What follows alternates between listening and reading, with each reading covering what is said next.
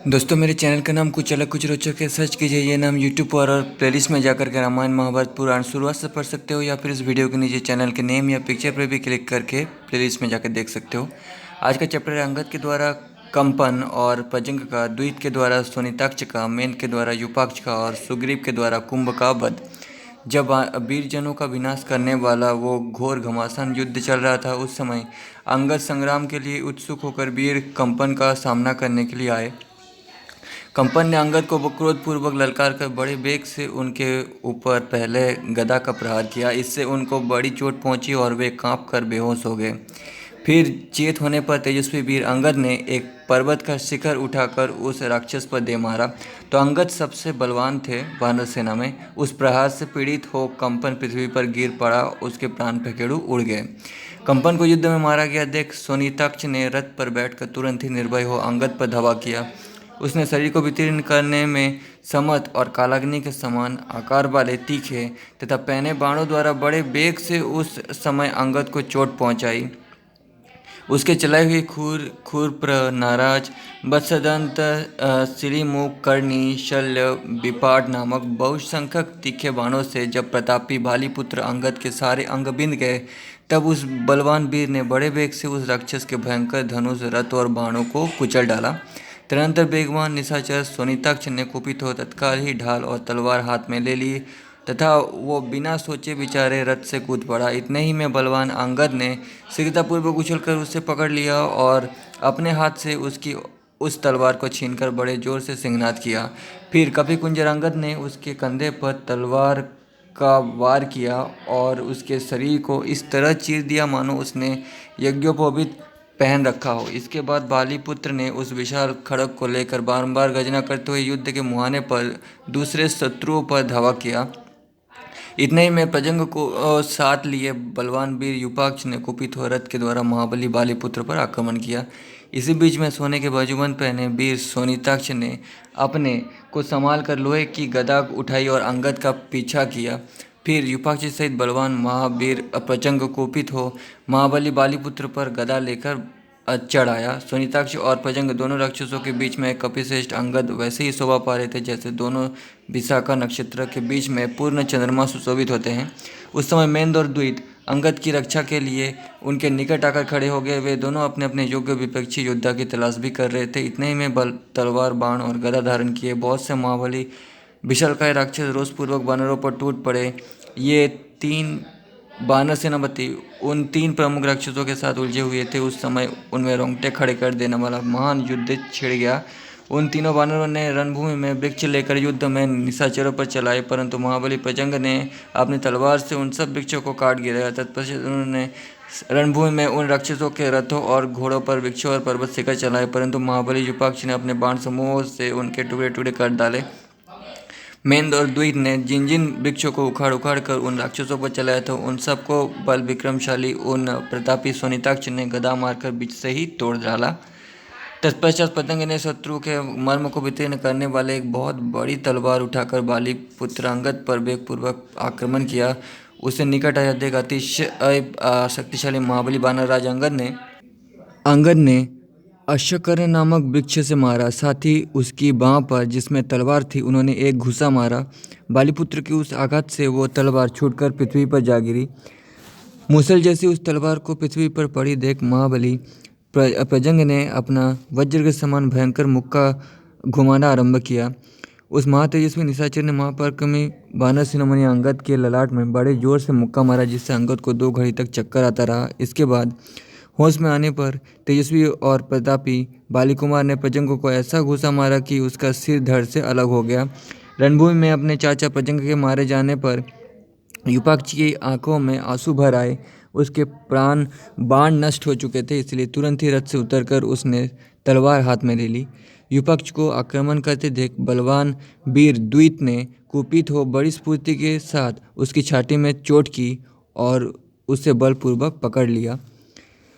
भाई को पकड़ा गया देख महातेजस्वी एवं महाबली सोनिताक्ष ने द्वित की छाती में गदा मारी। सोनिताक्ष की मार खाकर महाबली द्वित विचलित हो उठे। तत्पश्चात जब उसने पुनः गदा उठाई, तब द्वित ने झपट कर उसे छीन लिया। इसी बीच में पराक्रमी मेंद भी द्वित के पास आ गए और उन्होंने युपाक्ष की छाती में एक थप्पड़ मारा। वे दोनों वेगशाली वीर सुनितक्ष और युपाक्ष उन दोनों बानर मेंद और द्वित के साथ समरांगन में बड़ी तेजी से छीना झपटी और पटका पटकी करने लगे। पराक्रमी द्वित ने अपने नखों से सोनितक्ष का मुंह नोच लिया और उसे बलपूर्वक पृथ्वी पर पटक कर पीस डाला। तत्पश्चात अत्यंत क्रोध से भरे हुए बानर प्रवर मेंद ने युपाक्ष को अपनी दोनों बाहों से इस तरह दबाया कि वो निष्प्राण होकर पृथ्वी पर गिर पड़ा। इन प्रमुख वीरों के मारे जाने पर राक्षस राज की सेना व्यथित हो उठी और भागकर उस ओर चली गई जहाँ कुंभकर्ण का पुत्र युद्ध कर रहा था। वेग से भागकर आती हुई उस सेना को कुंभ ने सांत्वना दी। दूसरी ओर महापराक्रमी बानर युद्ध में सफल होने के कारण जोर जोर से गर्जना करने लगे। राक्षस सेना के बड़े बड़े वीरों को मारा गया देख तेजस्वी कुंभ ने रणभूमि में अत्यंत दुष्कर कर्म करना आरंभ किया। वो धनुर्धरों में श्रेष्ठ था और युद्ध में चित्त को अत्यंत एकाग्र रखता था। उसने धनुष उठाया और शरीर को वितीर्ण करने में समर्थ एवं सर्प के समान विषैले बाणों को बरसाना आरंभ किया। उसका वो बाण सहित उत्तम धनुष विद्युत और ऐरावत की प्रभा से युक्त द्वितीय इंद्रधनुष के समान अधिक शोभा पा रहा था। उसने सोने के पंख लगे हुए पत्र युक्त बाणों द्वारा जो धनुष को कान तक खींच कर छोड़ा गया था, द्वित को घायल कर दिया। उसके बाण से सहसा आहत होकर त्रिकुट पर्वत के समान विशालकाय बानर श्रेष्ठ द्वित व्याकुल हो उठे और छटपटाते हुए पांव फैलाकर पृथ्वी पर गिर पड़े।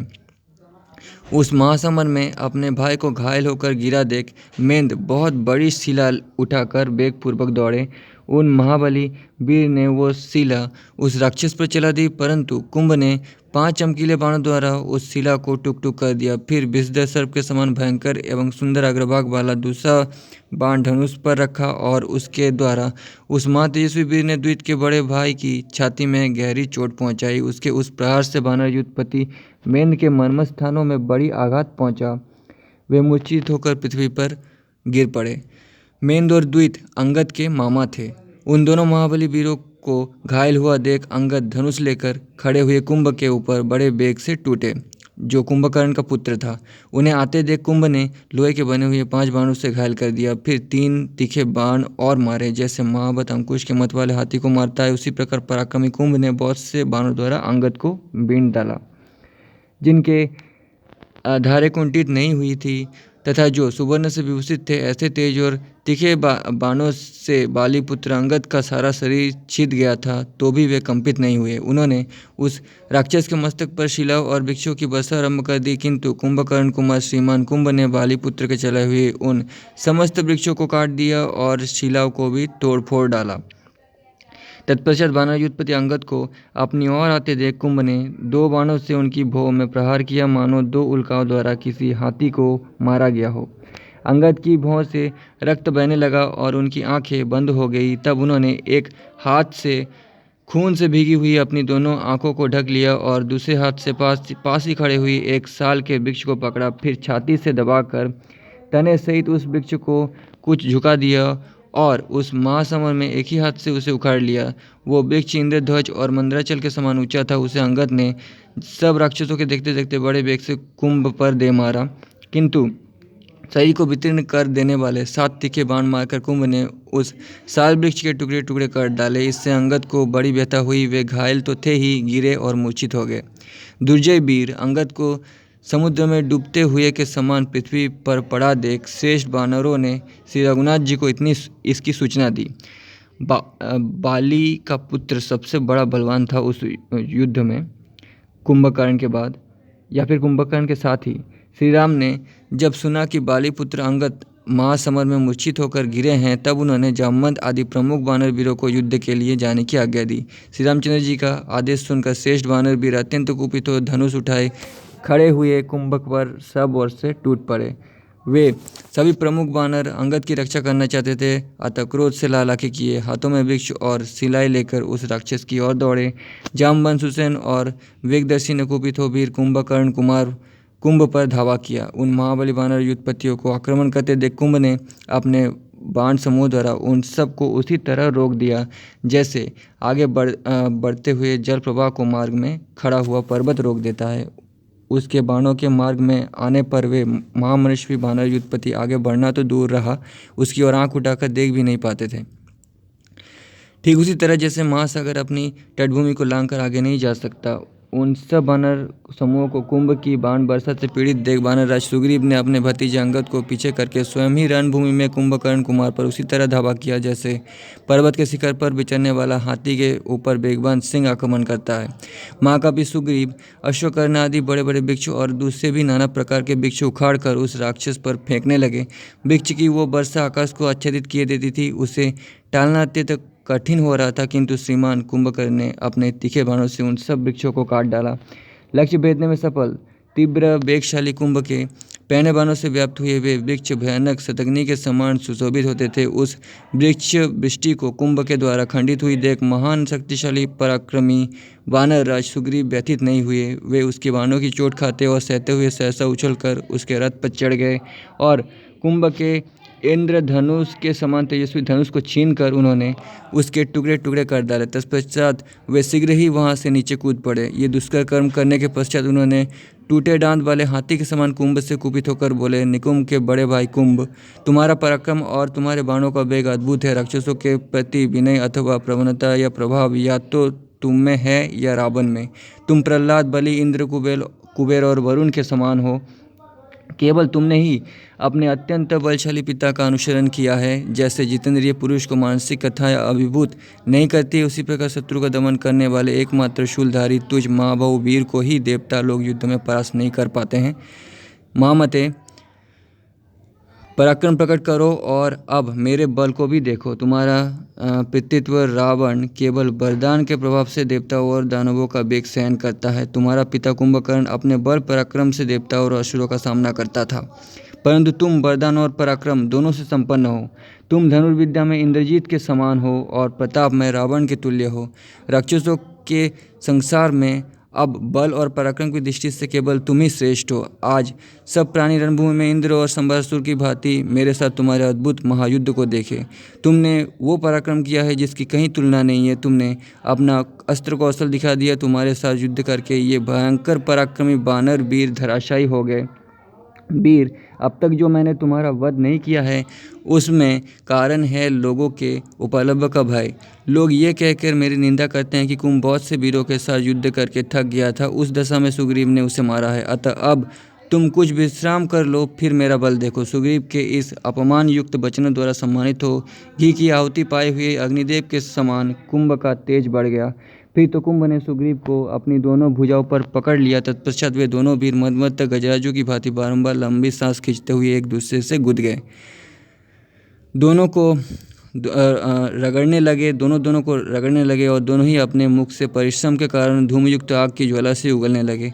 उन दोनों के पैरों के आघात से धरती नीचे को धंसने लगी। कहने का मतलब ये है कि वो लोग बड़ी ही गुस्से और ताकत से लड़ रहे हैं, इसलिए इस तरह का डिटेल दिया जा रहा है। झूमती हुई तरंगों से युक्त वरुणालय समुद्र में ज्वार सा आ गया। इतने ही में सुग्रीव ने कुंभ को उठाकर बड़े वेग से समुद्र के जल में फेंक दिया। उसमें गिरते ही कुंभ को समुद्र का निचला तल देखना पड़ा। कुंभ के गिरने से बड़ी भारी जलराशि ऊपर को उठी, जो बिंदु और मंदराचल के समान जान पड़ी और सब और फैल गई। इसके बाद कुंभ पुनः उछलकर बाहर आया और क्रोधपूर्वक सुग्रीव को पटक कर उनकी छाती पर उसने वज्र के समान मुक्के का प्रहार किया। दोस्तों, इससे पहले मैंने पढ़ा था रावण और सुग्रीव का मल्ल युद्ध, जिसमें दोनों ने भयंकर पराक्रम दिखाया था। अगर आपने वो वीडियो नहीं दिखाया तो देख सकते हैं प्लेलिस्ट में, ठीक है। इससे वानर राज का कवच टूट गया और छाती से खून बहने लगा। उसका महान वेगशाली मुक्का सुग्रीव की हड्डियों पर बड़े वेग से लगा था। उसके वेग से वहाँ बड़ी भारी ज्वाला जल उठी थी, मानो मेरू पर्वत के शिखर पर वज्र के आघात से आग प्रकट हो गई हो। कुंभ के द्वारा इस प्रकार आहत होने पर वानरराज महाबली परम पराक्रमी सुग्रीव ने भी अपना वज्रतुल्य मुक्का संभाला और कुंभ की छाती में बलपूर्वक आघात किया। उस मुक्के का तेज सहस्त्र किरणों से प्रकाशित सूर्यमंडल के समान उद्दीप्त हो रहा था। उस प्रहार से कुंभ को बड़ी पीड़ा हुई। वो व्याकुल हो बुझी हुई आग की तरह गिर पड़ा। सुग्रीव के मुक्के की चोट खाकर वह राक्षस आकाश से अकस्मात गिरने वाले मंगल की भांति तत्काल धराशायी हो गया। मुक्के की मार से जिसका वक्षस्थल चूर चूर हो गया था, वो कुंभ जब नीचे गिरने लगा तब उसका रूप रुद्रदेव से अभिभूत हुए सूर्यदेव के समान जान पड़ा। भयंकर पराक्रमी वानरराज सुग्रीव के द्वारा युद्ध में उस निशाचर के मारे जाने पर पर्वत और वनों सहित सारी पृथ्वी कांपने लगी और राक्षसों के हृदय में अत्यंत भय समा गया। नेक्स्ट चैप्टर, हनुमान द्वारा निकुंभ का वध। ये चैप्टर हम नेक्स्ट वीडियो पे पढ़ेंगे। तब तक के लिए धन्यवाद।